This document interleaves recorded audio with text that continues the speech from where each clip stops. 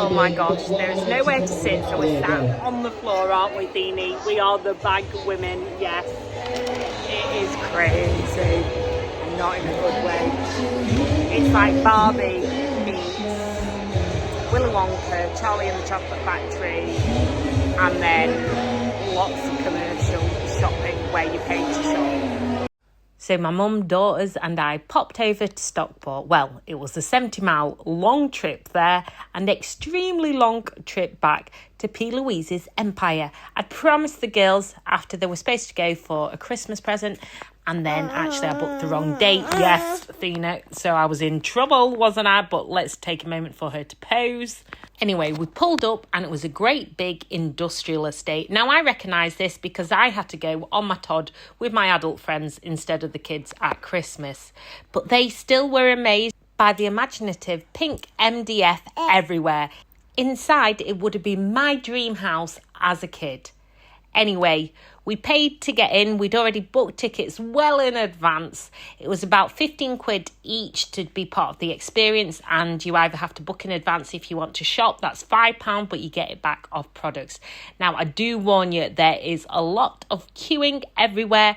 There's lots of crowds. I personally didn't find it the most accessible place, as there was very few places to seat unless you book a table at the cafe like a year or more in advance.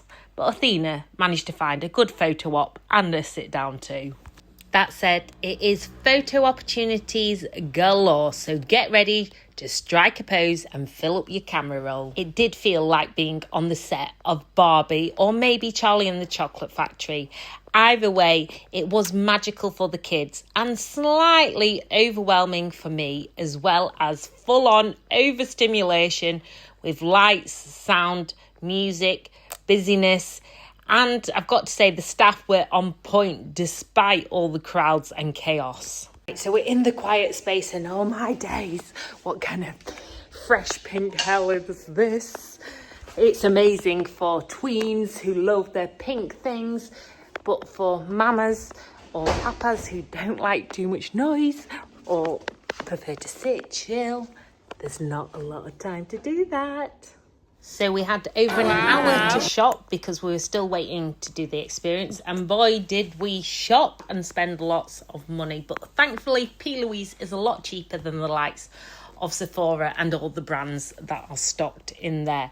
But anyway, when we finally got in the queue to take part in our experience, it was extremely busy, but we managed to get there in the end, and they allowed us a little bit longer than an hour and a half total shopping and experience time.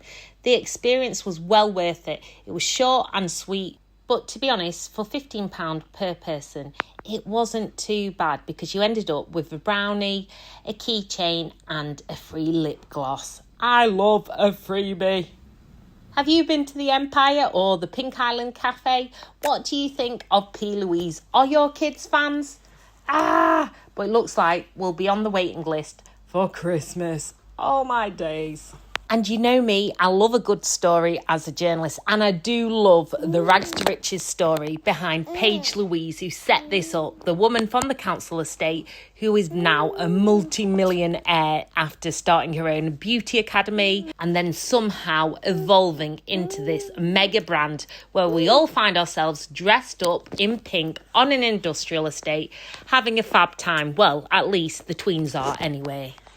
We then had a nightmare journey home, but for our trip to Bridlington and all the hidden gems, go to Mr. and Mrs. Yorkshire's YouTube channel. Yes, this is an ad for Mr. and Mrs. Yorkshire's channel.